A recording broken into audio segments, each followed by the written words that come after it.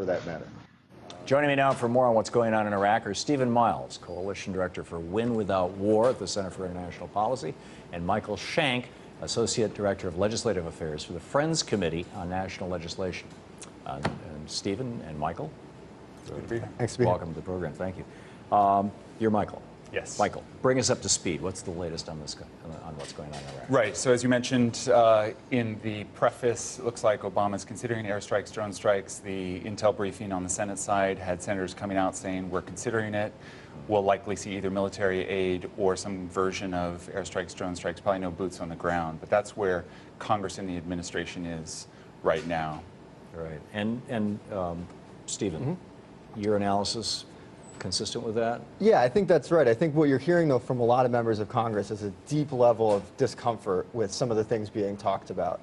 You know, there wasn't a great outcry back in 2011 when the U.S. left Iraq of people who were bemoaning the fact that we were no longer there militarily. Other than the military defense contractors. There was a couple of folks. There's a couple of folks, John McCain, chief among them, and some of those same folks are the ones you now hear saying it's time to get back in. Yeah. But by and large, you're hearing members of Congress echoing the American public saying this isn't our fight. It's a bad situation, but we need to take a step back and assess the situation. Let's deconstruct somewhat what's actually going on here. We've got al-Maliki, who's the Prime Minister of Iraq, right title? Prime Minister, correct. Yeah. Who's not only Shia, but who lived in Iran for 8 years and was a member of the Dawa Party, as I recall, which was basically the insurgent party there. And he wasn't the guy who actually won the election. That was Alawi, I want to say.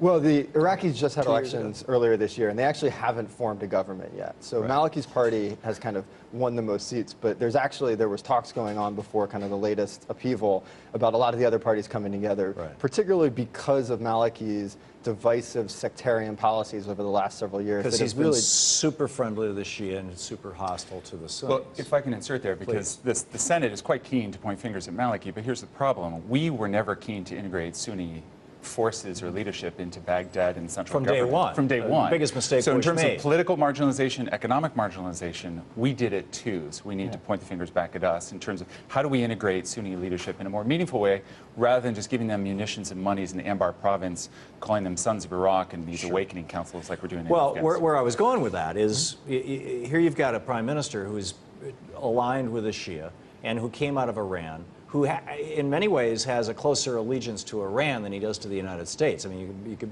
make that argument anyway, at least particularly to the extent that he's looking at his future regionally and not planning on defecting and getting on a plane to the U.S. The first business that opened in downtown Baghdad when it was open for business was the Bank of Tehran. You know, Iran has a significant presence there. So if we back Maliki, we're backing, in a way, Iran continuing to have a major influence in Iraq. On the other hand, if we don't back Maliki, because we're backing the ISIS guys in Syria against Assad, who is a Shiite, because we're backing them and they're bringing these weapons over the border into Iraq, we're basically backing ISIS. We're backing the Sunni nationalists or terrorists or whatever you want to call them. So it's like, either way, I mean, this is the original Osirian catch-22. Yeah. You know? Well, Iran's actually on our side here because they're working with Iraq and Tikrit to fight ISIS. I mean, we're already backing ISIS through our weapons. We traffic weapons to various rebel groups in Syria, despite how fractious they are, and certainly in Iraq, Libya. And so those weapons are going to organizations that are creating the ISISes of this world. So in essence, we're already backing ISIS. But I think what you're getting at, I think this is why Americans look at this and say, hold on for a second. Because you're exactly right. We have a situation in Iraq where we're on the same side as the Iranians. The Iranians are reportedly sending troops to Iraq to help Quds forces.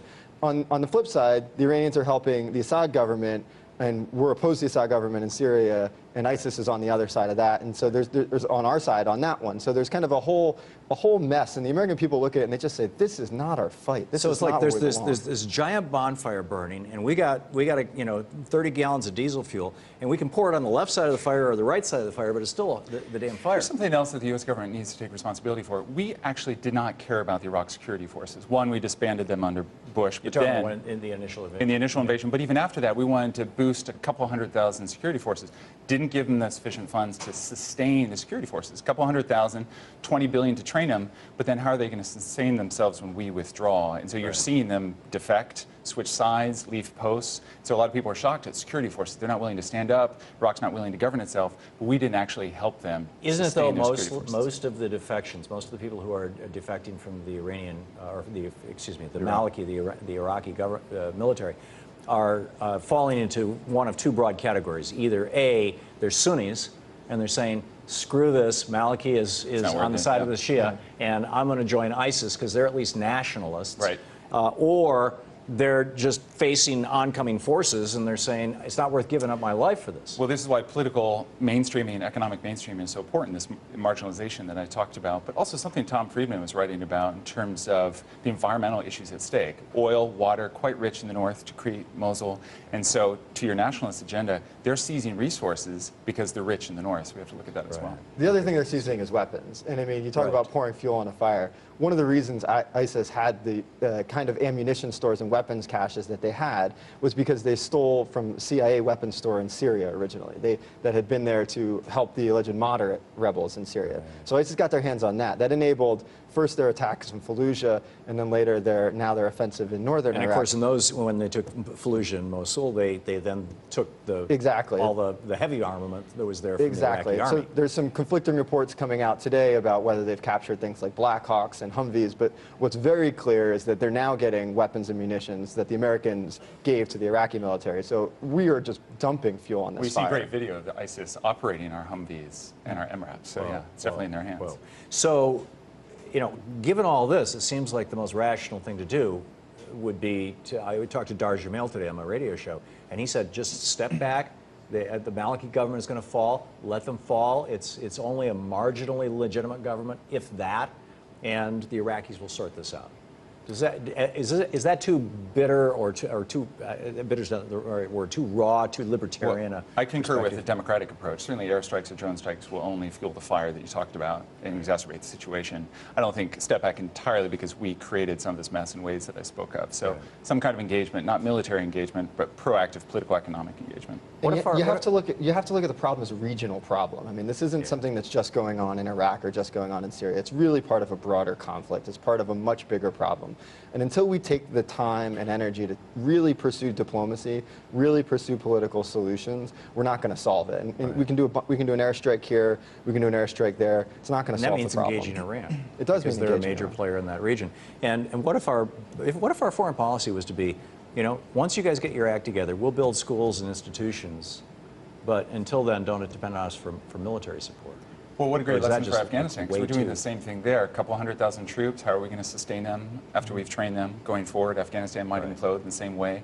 And we've also created these awakening councils like we did in Anbar in Afghanistan with these Afghan local police, which is nothing but informal money and munitions to local leaders. So we're repeating the same mistakes. We so need to be building schools in Afghanistan. That's exactly right. Incredible.